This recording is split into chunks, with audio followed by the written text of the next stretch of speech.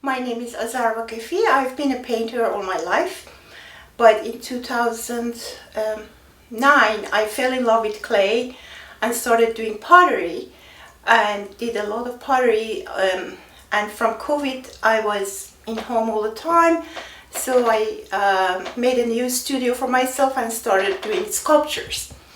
And I'm mostly impressed by African art from different tribes of African nations.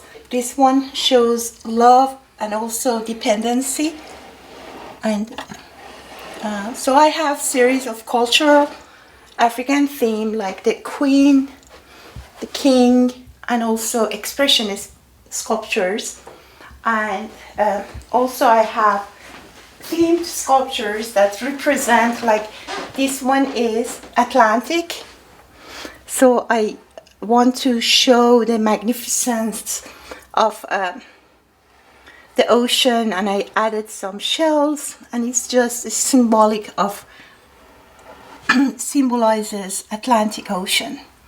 So the face is strong and sturdy, and I added a little bit of paint after glazing it. I painted it over with acrylic and also some metallic to give the shine of the ocean.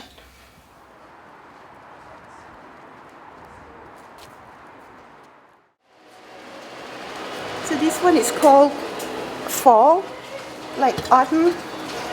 I did underglaze on it, and after firing, if it needs, I'm going to do some touch-ups with acrylic. How long will it take for the firing to complete? About 48 hours. 48 hours? Okay. So we'll come probably Monday, pick them up.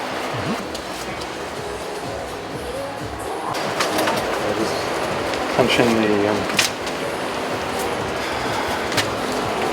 the program and let it do its thing.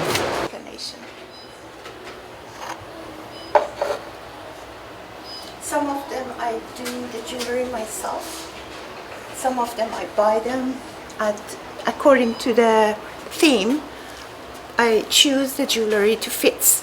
Like, since they use a lot of feathers also in their jewelry, in their decoration.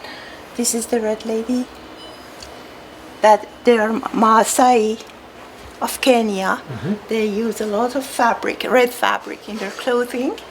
So it was very inspiring, and also the jewelry and the way they decorate their hair is really inspiring.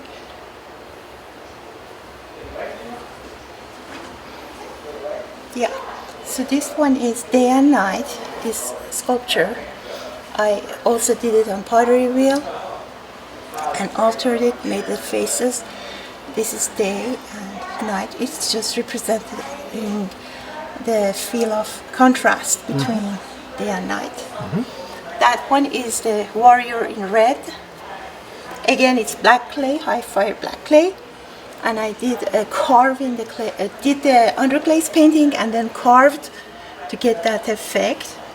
And the black clay is one of my favorites. It gets a very interesting feel with white and limited palette. I don't go too many colors usually. I just pick 2-3 colors for that. This one is global warming. Represents global warming. So I did some kind of added some 3-dimension clay to give this effect of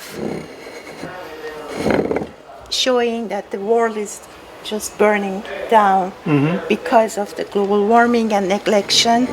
So I hope What effect does that have on you as you make art on that? Global warming. It scares me. It scares me for the future generation, especially.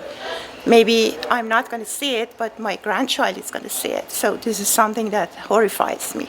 So I wanted to do something about it, and that's all I can do, right? I mean, I can express my feeling through art. So this represents global warming and the horrifying, mad, angry face of the world and the sky. So also I'm very impressed with Mangabetu tribe in Africa, and they use a lot of shell jewelry. So I did the same. I used shell jewelry in the sculpture. This is black clay with just white clay design. So there is no paint on that, no glaze. It's just two kinds of clay combination, and the texture gives this interesting finish to the work. You think that in African art there are really no rules, and so there's a certain freedom there? Is that right? They are very free to express themselves. Of course, they follow traditions, but in art, I think they have the ultimate freedom that anyone can have, and that's inspiring to me. It's very inspiring. So apart from African themes, I have some sculptures about seasons that are also my favorite. Like this one represents summer, and it's a vase, so it can be used to put flowers in it. And in the back of it, I did this painting that is a happy sunny day with birds and just sunshine and happiness and all dominant warm colors. And this one? Oh, this one is a copy from a painter, mocha. And yeah, so I painted his portraits on the pottery, and I used a black background. Yeah. What culture is this from? Oh, this is European. So I like to discover and do different cultures. Plus, seasons are inspiring. Again, Persian ibex design. This one is Sunflower Girl. Can you tell me what does it represent? Spring. Yeah, it's spring colors, just colors that represents the beginning of the year. I mean, in our traditional New Year in Iran, spring is the beginning of the year, and it's very impressive. So I just use the colors that represent spring. Well, yeah, this has a mysterious face and feeling. I wanted to show how some people can see mysterious things that and tell the future. So yeah, and this is telling all the things that we hope, like a beautiful sunshine, a tree, a nice house, and green and happiness. So I call this the fortune teller.